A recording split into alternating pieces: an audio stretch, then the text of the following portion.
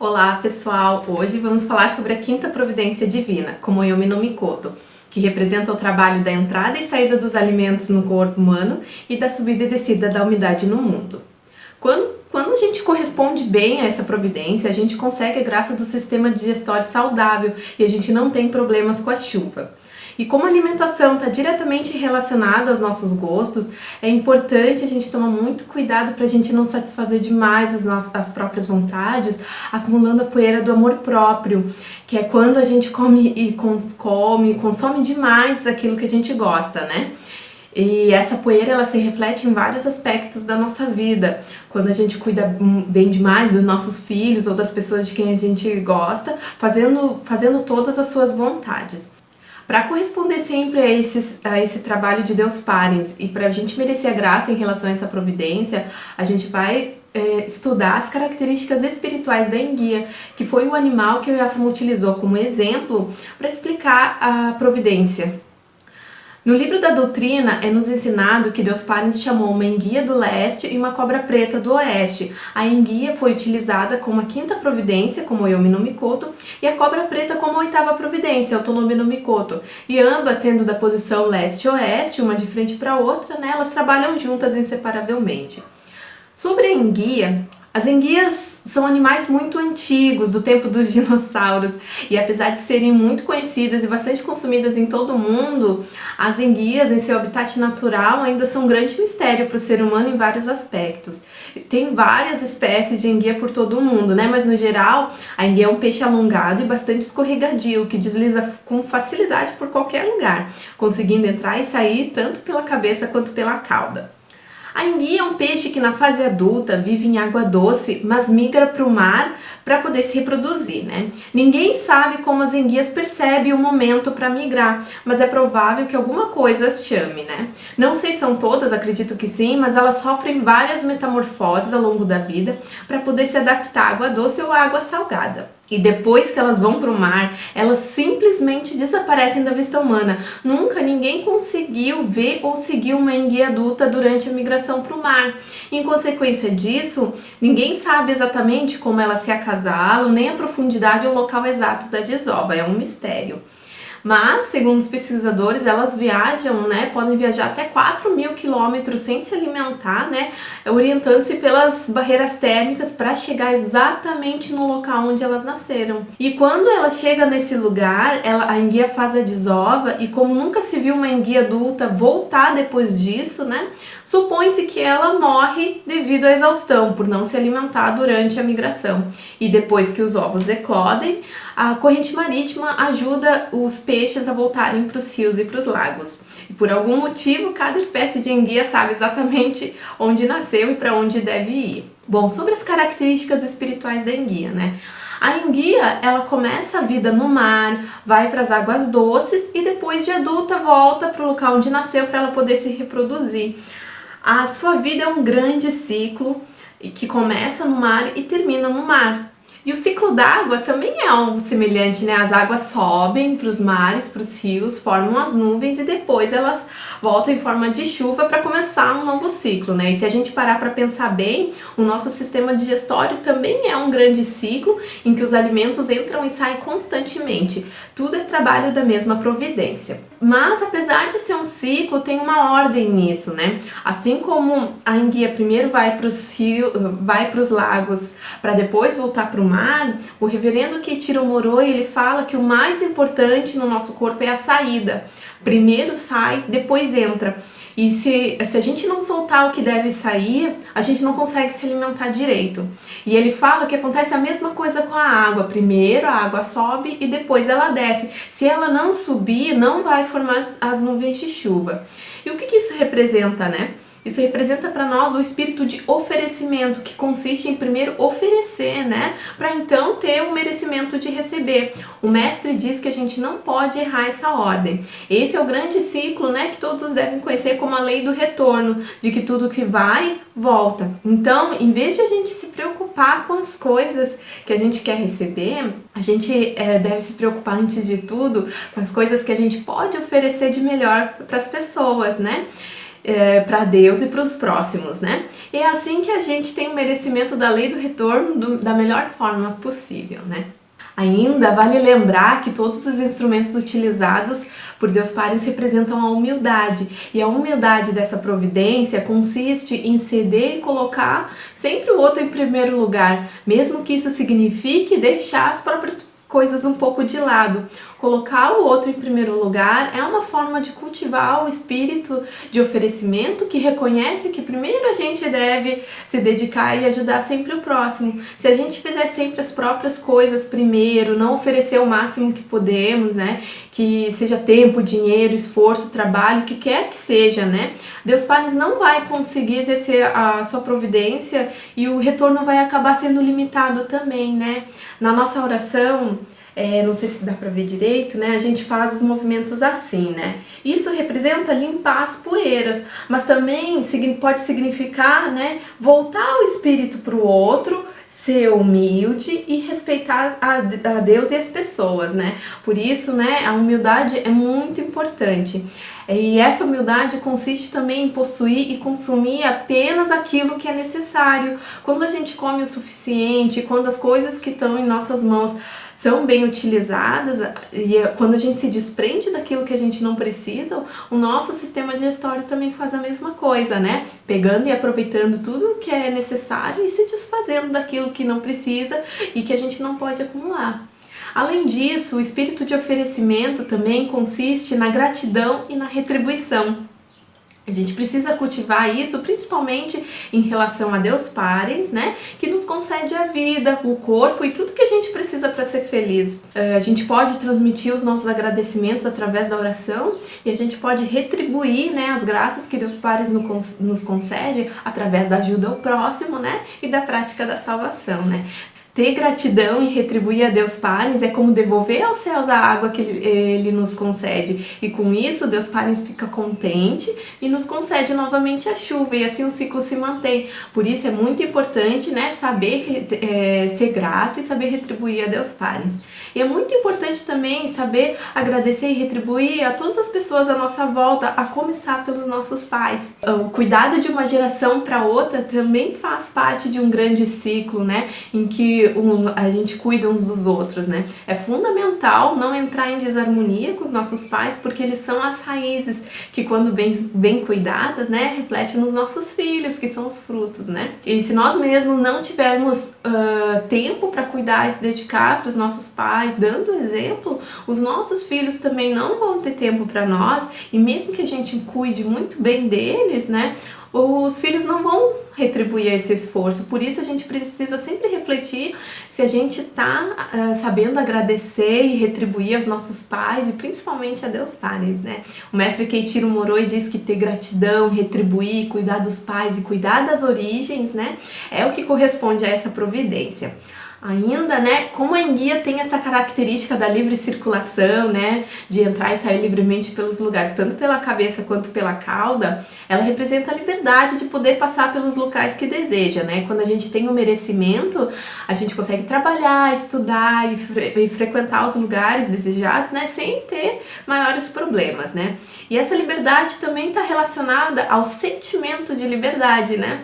Enquanto tem pessoas, né, que conseguem usufruir da liberdade de escolha, né, tem aqueles que se sentem aprisionados, né, por determinadas situações ou condições. Então, é muito importante a gente corresponder a essa providência para a gente usufruir do sentimento de liberdade. E ainda, essa liberdade também está relacionada ao espírito que é livre, que é solto, que não é complicado, que não fica preso aos problemas e que consegue passar por qualquer situação sem muitas dificuldades, né? A enguia consegue entrar e sair com facilidade graças à sua agilidade. E isso representa para nós o espírito ágil diante de qualquer situação. O espírito que sempre busca a resolução das coisas. E quando a gente tem facilidade para fazer as coisas, mesmo sendo muito difíceis, significa que essa providência está em equilíbrio e que a gente está correspondendo bem a ela. Mas quando a gente tem alguma coisa para fazer ou para resolver, mas as coisas complicam, nos faltam agilidade, a gente tem problema com procrastinação ou dificuldade para sair do mesmo ponto, né? Porque essa providência está em desequilíbrio e daí a gente não consegue ter agilidade para sair da situação do problema. Eu acredito que não tenha uma pessoa, né, que não passe por algum problema muito difícil de se resolver, difícil de encontrar uma saída, mas nesses momentos, mais do que tudo, a gente precisa acreditar na onipotência de Deus Pai, né, e nos preocupar em corresponder a Ele. Assim, a gente tem o merecimento de Ele se encarregar desses problemas, né? Por isso, em vez de sofrer com os nossos próprios problemas, a gente deve sempre voltar o nosso coração para ajudar o próximo, que é o que corresponde a Deus Pai, né? É essencial ter o espírito sempre pronto para ajudar, né, o outro, disposto a fazer o que for necessário para facilitar a vida do outro. É ajudando as outras pessoas a saírem de situações difíceis que a gente vai adquirindo, né, aos poucos o merecimento de conseguir resolver os nossos problemas com mais facilidade também. E ainda, se a gente analisar bem, a enguia consegue entrar e sair por qualquer lugar com facilidade, porque não tem lugar que seja ruim ou difícil, né? Além disso, a enguia é um peixe que vive tanto em água doce quanto em água salgada. Ela sofre mudanças no corpo que possibilitam essa transição, o que poderia ser tóxico para muitos outros animais, né? E isso nos mostra o seu espírito de aceitação. Assim como o estômago digere os alimentos, o nosso espírito também, né? A gente também tem essa capacidade de compreender e digerir as coisas que acontecem na nossa vida. E da mesma forma que o sistema digestório funciona bem, né? Quando o nosso corpo aceita bem os alimentos, a gente também consegue passar pelas situações com mais facilidade quando a gente aceita bem o que acontece com a gente, né? E esse trabalho de aceitação é muito difícil e Deus Pai faz a gente trabalhar isso constantemente na nossa vida, né? Hoje eu dou graças a Deus por estar no caminho que sempre me orienta para ser uma pessoa melhor, porque eu tenho certeza que provavelmente eu teria problemas com aceitação, né? Eu já mencionei em outro vídeo que a esposa do condutor da Igreja Amor disse que respeitar o marido é um exercício de respeito a Deus. Para mim, isso vale para ambos, né? Tanto pro marido quanto para a esposa. E esse respeito ao cônjuge é um respeito a Deus, porque é o mesmo que aceitar aquilo que Deus Pai está nos concedendo. O casamento é uma grande adaptação ao outro, né? E se a gente não tem o espírito de aceitação, a gente não consegue ter harmonia em casa, né? Por isso é muito importante ter o espírito de aceitação dentro de casa. E ainda o mestre Keiichiro Moroi ressalta a importância de a gente se esforçar, né, para ser pessoas aceitáveis aos outros. Eu acredito que seja, né, que é pra gente se esforçar para não fazer os outros terem insatisfação em relação a gente, né, pra gente poder sempre ser uma pessoa melhor, né, buscar ser uma pessoa melhor, né. E isso começa em casa, né, quando os pais nos dão a educação necessária, mas isso se estende ao longo da vida, né. É sempre importante buscar, né, ser uma pessoa, não causar insatisfação para as outras pessoas, né. Mas vejam, né, aceitar não é se submeter a algo ruim, é pelo contrário, né, é compreender que tudo faz parte da predestinação e é o primeiro passo para poder mudar isso. Isso significa que quando aparece uma pessoa difícil de lidar, ou quando acontece alguma coisa dolorosa, ou algo muito complicado, ou quando a nossa vida muda drasticamente por causa de alguma coisa, né, o mais importante perante a Deus é aceitar. Muitas coisas acontecem por motivos que só Deus Pai sabe, e é só com aceitação sincera que a gente pode se adaptar melhor, passar pelos problemas com mais facilidade e começar a cortar as más predestinações, né?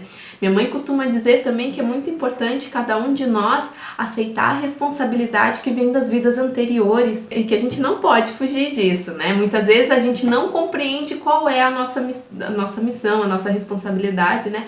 Mas a vida nos mostra de alguma forma e é Deus Pai conversando com a gente, né? Nos orientando. Tentar viver uma vida que não condiz com essa responsabilidade ou missão é o mesmo que não ter o espírito de aceitação, e sem isso é muito difícil para nós conseguir se adaptar, né?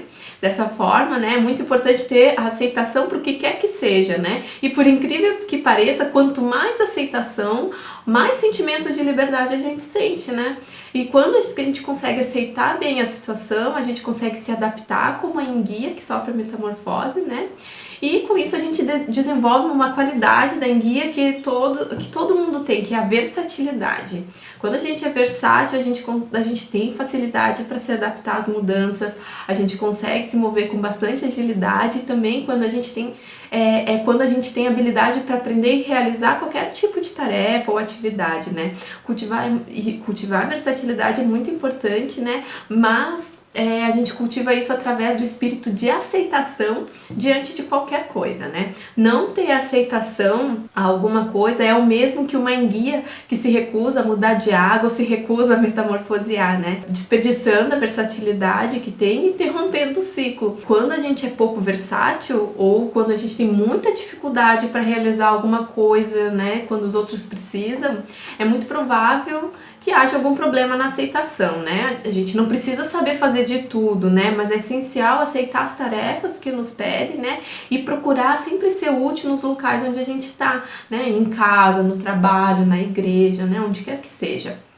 Ainda, né, o fato da enguia conseguir deslizar por qualquer lugar mostra para nós a sua espontaneidade, né? Que é quando a gente consegue agir sem pensar demais, sem medo ou receio de algo.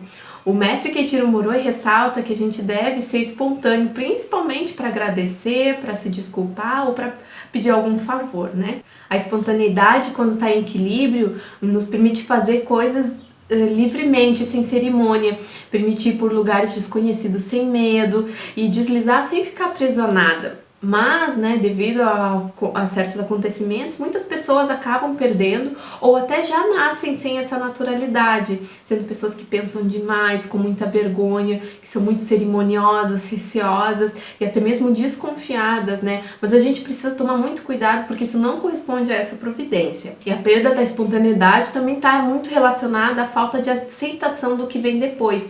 O medo, a vergonha, a cerimônia estão relacionados principalmente ao receio do que vai vir depois das nossas atitudes, né? Isso também é um problema no nosso espírito de aceitação. Por isso é importante cultivar a espontaneidade, né? Deixando de lado o espírito de desconfiança. A gente acaba criando essa desconfiança dentro de nós quando a gente não aceita algum sofrimento do passado, achando que esse sofrimento foi culpa de outras pessoas, sem reconhecer que o que aconteceu foi devido à nossa má predestinação. Não adianta ter o espírito de desconfiança para sempre, né? Porque além de não corresponder a essa providência, o que for para acontecer, vai acontecer. E a culpa não vai ser dos outros, nem da falta de prevenção. Vai ser por falta de merecimento. E nesse caso, em vez de ter desconfiança, é muito importante ter o espírito de oferecimento e de retribuição. E é assim que a gente consegue mais merecimento para o que quer que seja, né? E além disso, né, a gente precisa também cuidar para não fazer ou falar coisas que afetem a espontaneidade do outro, né? Porque seria o mesmo que travar ou prender essa pessoa, perdendo a capacidade de deslizar livremente. Aqui em casa, por exemplo, a gente tenta tomar muito cuidado com as crianças, porque elas são espontâneas e a gente não quer que elas percam isso, né? Uma criança que acaba se acostumando demais a levar bronca, sem ouvir palavras de elogio, ela vai sempre pensar demais antes de agir, vai sentir vergonha, vai sentir medo de errar e vai fazer sempre cerimônia, nunca vai conseguir agir de forma natural. Por isso a gente precisa tomar cuidado com as palavras, né, para não causar o travamento das pessoas, fazendo com que elas percam a espontaneidade, né. Mas é importante não confundir espontaneidade com falar demais, né. A gente não pode jamais, né, falar coisas que ofendam as pessoas, que deixem as pessoas tristes ou nervosas, né. E isso é o mesmo que complicar ainda mais a situação em vez de resolver o problema. A minha mãe tem um livro de 1924 que era da minha avó e da época que ela fez o curso de formação espiritual, em 1950. Nesse livro tem o seguinte: falar o que não precisa e pensar o que não precisa são atitudes que não correspondem a essa providência. Para o que quer que seja, é necessário amenizar a situação acatando as coisas sem pensar ou falar demais. Vejam que esse pensar demais não é o mesmo que prevenir, é o pensamento de preocupação, de desconfiança. E como a gente pode ver, quem complica a situação dos outros vai sofrer com isso também. Por isso é muito importante ter um uso espiritual que ajude a resolver as coisas e não complicar, né?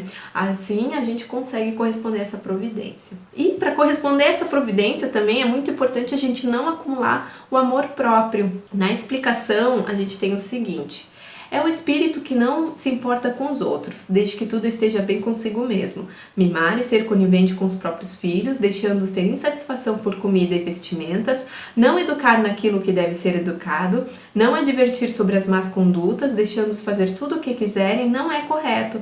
Ainda, falar mal dos outros em benefício próprio também é poeira. Se tem tanto amor por si e pelos filhos, devem pensar nos outros e amar os filhos dos outros também. A poeira do amor próprio não condiz com o espírito de oferecimento dessa providência, porque o espírito de oferecimento consiste em sempre pensar no outro em primeiro lugar, né? Sempre fazer o máximo pelo outro, mesmo que precise deixar as próprias coisas de lado. É o que os pais costumam fazer, né, em relação aos filhos, né?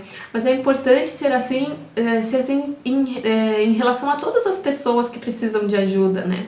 Além disso, essa poeira consiste em oferecer demais para uns e pouco ou nada para os outros, né? Fazendo diferença entre o próprio filho e os filhos dos outros, né? Ou entre as pessoas, né?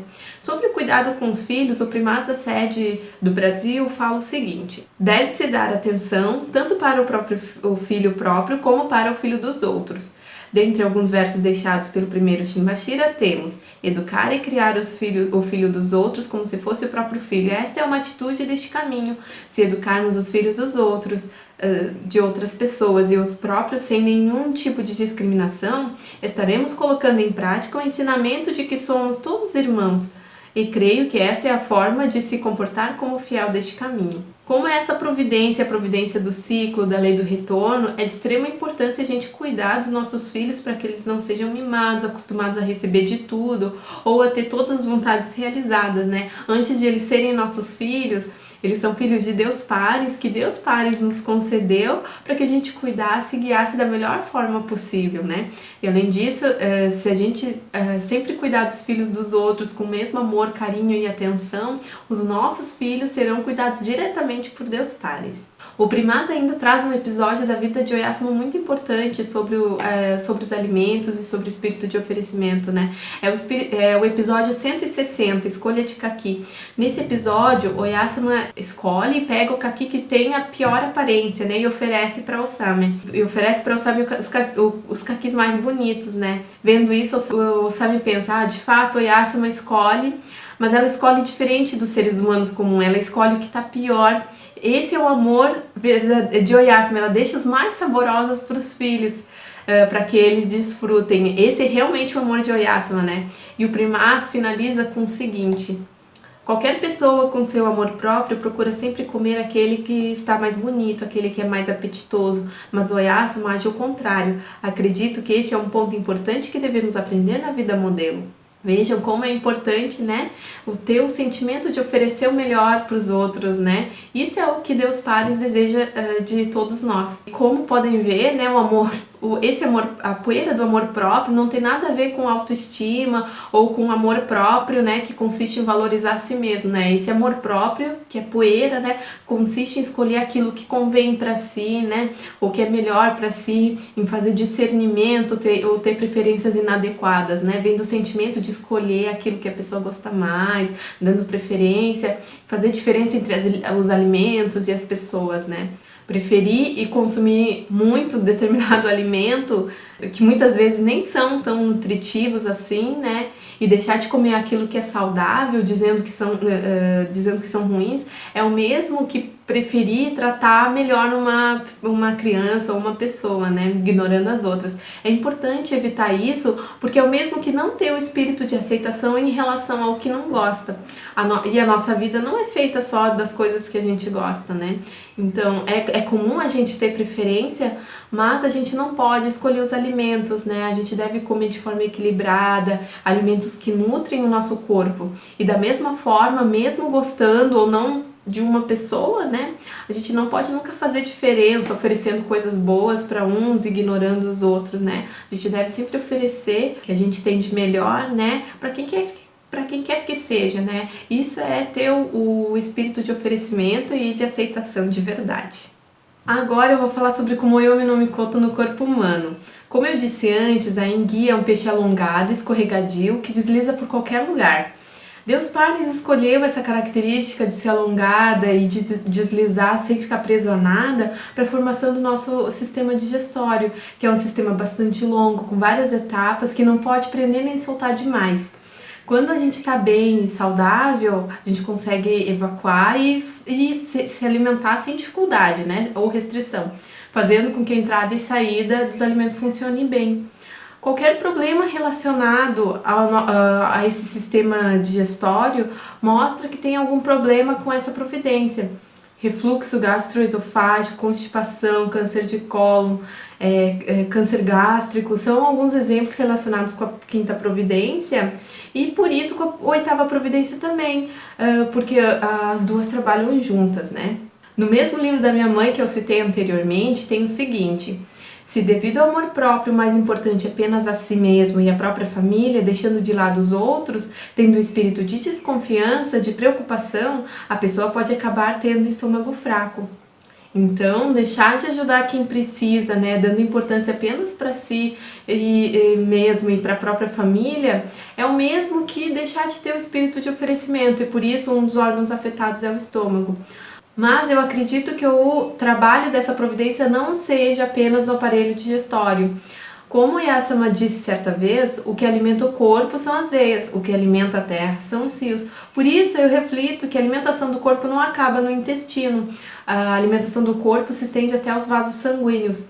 Sim, eu acho que os problemas no sistema circulatório também são causados pelo desequilíbrio dessa providência. E da mesma forma como a subida e descida da água, né, tão relacionado com o calor do sol, né, a nossa circulação do sangue também está relacionada à temperatura do corpo. Além disso, tem muitas doenças que afetam a circulação do sangue que também está diretamente relacionada à má alimentação, né, como por exemplo colesterol alto, derrame, né. A boa alimentação é essencial para o bom funcionamento do organismo, né, e por isso a gente precisa consumir alimentos variados, nutritivos, né, independentemente das nossas preferências. E também é importante não consumir cigarro, álcool, drogas, né, e para evitar isso é muito importante ter o espírito de aceitação.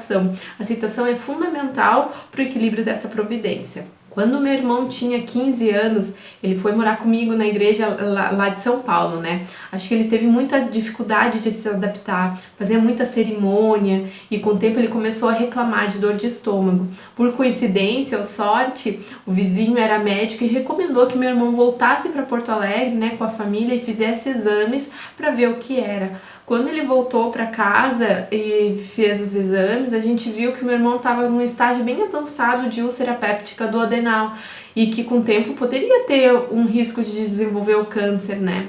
Como meu irmão tinha ainda 15 anos, né, e nessa idade as doenças ainda são reflexo do uso espiritual dos pais, meus pais refletiram que essa úlcera aconteceu pela falta de aceitação em relação aos descondutores da época, né?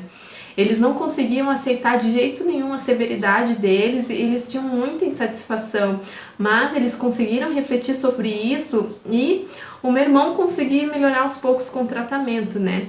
É muito importante a gente aceitar as pessoas como elas são, porque só Deus sabe o motivo, né, de a gente precisar conviver com determinadas pessoas. E isso está relacionado à nossa predestinação. Mas a gente pode ter certeza de que tudo é para o crescimento espiritual que conduz, né, à verdadeira felicidade. E apesar, né, dessa insatisfação com a severidade dos ex-reverendos, né, meus pais nunca deixaram de se dedicar à igreja, né, ou de ajudar os próximos. E eu acredito que graças a isso, eles tiveram, né, eles sempre tiveram o merecimento de ter a pessoa certa para ajudar no momento certo, para resolver quando eles precisavam, né, para ajudar quando eles precisavam. E ainda sobre o aparelho digestório, eu acho que essa é uma predestinação da minha família, né, porque eu também tive úlcera do adenal e meu irmão caçula também teve, né. Mas eu acho que o caso mais grave em relação ao sistema digestório aconteceu com o meu avô, pai da minha mãe. Minha mãe conta que ele teve uma vida muito sofrida desde a infância. Ele nasceu no Brasil porque meus bisavós foram um dos primeiros imigrantes que chegaram no Brasil. E com 5 anos de idade ele perdeu o irmão mais velho, afogado num rio. e por isso ele foi criado com muita severidade, né, como herdeiro da família, né, naquela época era tudo muito rigoroso, né, e aí ele trabalhava junto com o pai para aprender o serviço da fazenda, né, desde os 6 anos de idade, né, lá na cidade de Avaré, em São Paulo. Mas a mãe dele, né, a minha bisavó, ela descobriu uma traição do meu bisavô, e então ela resolveu voltar para o Japão com todos os 6 filhos, né, em 1936, quando meu avô tinha ainda 11 anos e a irmã mais nova dele, né, tinha só 6 meses de vida. Quando eles chegaram no Japão, foi tudo muito difícil. Foi muito difícil para minha bisavó conseguir um emprego, principalmente porque naquela época a mulher era considerada imprestável, né, quando era desquitada ou separada do marido. Ainda mais com 6 filhos pequenos, né? E mesmo na casa dos próprios pais, né? O único lugar que ela pensou que ela poderia pedir ajuda, né? Eles falaram para ela arrumar logo um lugar para ela sair de lá. E todos os parentes fecharam as portas, né? Assim, minha bisavó, não encontrando outra alternativa, ela entregou cada um dos filhos para um parente e ficando assim todos separados, né? Aí a partir de então, com apenas 11 anos, né, meu avô foi entregue na casa do tio, que era comerciante em Osaka. Lá ele trabalhou como empregado o dia inteiro, desde cedo, sem descanso, comendo apenas uma porção de arroz por dia e dormindo num lugar bem simples, quase fora de casa, bem tarde. E por não saber falar japonês, ele passou por muitas humilhações, né? Ele levava muita surra do tio e até do próprio primo que judiava escondido. E meu avô chorava muito, sentia muita saudade dos pais e dos irmãos que foram separados. E depois de 4 anos de sofrimento na casa desse tio, né, com 15 anos de idade, o meu avô se alistou em Hiroshima porque começou a Segunda Guerra Mundial. E vejam, ele quase morreu tomando a radiação da bomba atômica, mas por milagre ele se salvou. Depois da guerra, meu avô conseguiu saber onde todos os irmãos estavam, mas depois da morte da minha bisavó, meu avô ele decidiu voltar para o Brasil para procurar o pai, de que ele sentia muita saudade. Mas mesmo usando todos os recursos, ele não obteve resultado nenhum. E com muita tristeza, né, meu avô, que já fumava muito, ele passou a beber todas as noites, cada vez mais.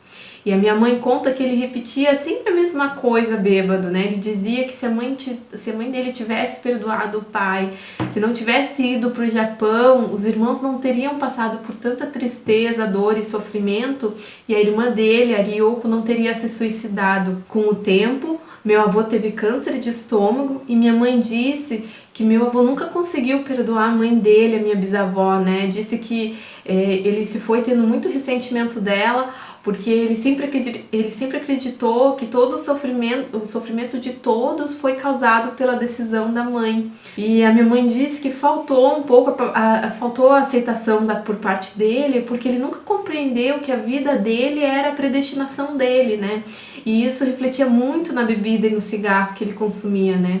E com a história do meu avô, a gente pode perceber que é de extrema importância a gente não culpar os outros, né, pelo próprio sofrimento e aceitar tudo que a gente passa, né?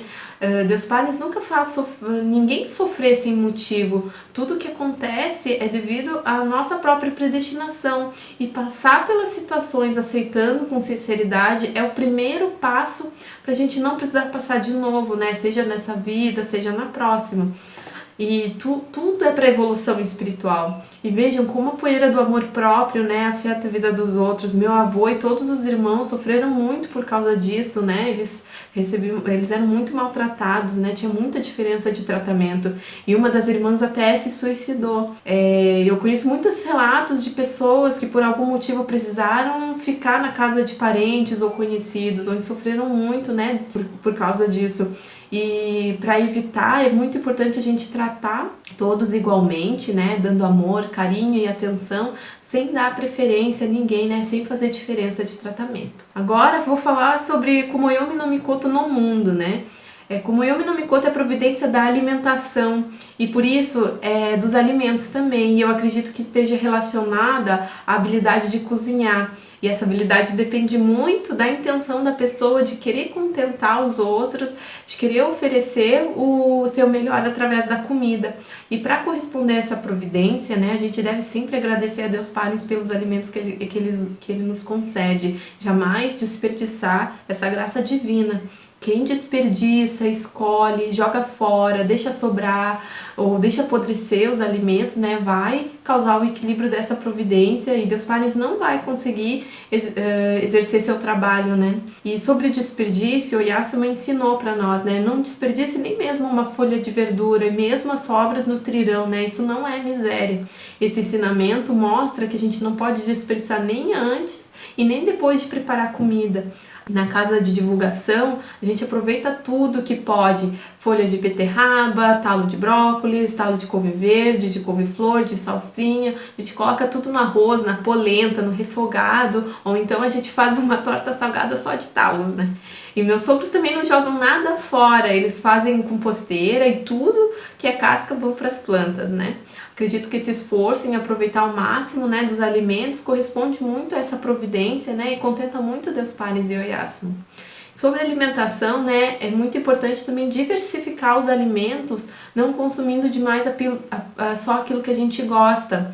Tem muita ambição no mundo ainda, né, e por isso tem pessoas que não vão se importar se estão prejudicando o meio ambiente, né? E para lucrar, eles vão acabar intervindo na natureza, causando desmatamento para a criação de gado ou para a criação de uma cultura só, que causa desgaste do solo e a morte de muitos animais. Inclusive, mesmo a população da enguia está diminuindo bastante em todo o mundo. O consumo da enguia é mundialmente excessivo e eu até vi que tem projetos na Europa que visam a pesca sustentável, obrigando pescadores a devolverem as enguias para o mar quando necessário, né, para não causar a extinção da espécie. E além disso, né, alguns estudos dizem que além dessa pesca excessiva, né, e a perda de habitat, o que está afetando diretamente na desova das enguias são as alterações climáticas causadas principalmente pelo homem, né? E aí, como a gente pode ver, né, que não são os pescadores os responsáveis por esse desequilíbrio, todos os que consomem excessivamente e até pagam a mais, né, para poder saborear, também são responsáveis por isso, né. Isso vale para qualquer alimento. Enquanto tiver demanda, vão ter pessoas buscando fornecer isso, né, para poder lucrar. E o nosso conforto, né, a nossa alimentação, ela não pode ser às custas da natureza, né? Por isso é importante a gente ser consumidor consciente, né, e aprender a se alimentar bem, de forma moderada, variada, né, com alimentos da época, sem ficar escolhendo as comidas, satisfazendo as nossas vontades, muito menos desperdiçando, né. Além da alimentação, como Yumi no Mikoto exerce o seu trabalho também na subida e na descida da água, do ciclo da água na chuva, né. E é interessante ver que os alimentos precisam da chuva, né, e o equilíbrio da chuva está diretamente relacionado à colheita, né, a nossa alimentação, porque são as mesmas providências. Quando a gente interfere demais na natureza e a gente afeta o ciclo da água, isso vai obviamente afetar naquilo que a gente vai colher e nos alimentar, né? Se faltar chuva, por exemplo, as plantas vão secar e a gente não vai conseguir ter o alimento, né? Ou o alimento vai ficar muito caro, né? Além disso, da mesma forma que o alimento precisa circular bem pelo nosso corpo, a água também precisa circular bem pelo mundo. Ela não pode ficar presa, né? Não pode ficar acumulada, porque quando a chuva não consegue circular, né, acontecem as enchentes e os alagamentos, né? E a culpa não é da chuva, né? É que ela ficou acumulada, né? E como a chuva e a alimentação são trabalhos da mesma providência, eu acredito que a enchente, que é o acúmulo de água, ela seja o reflexo do ser humano que acumula alimentos sem necessidade, chegando até a desperdiçar, né? Na minha opinião, a enchente, a seca, a fome, são todos problemas no mundo, né? Que estão relacionados ao desequilíbrio dessa providência, né? E do desequilíbrio existente entre as pessoas que têm alimentos demais e outros que não têm nada, né?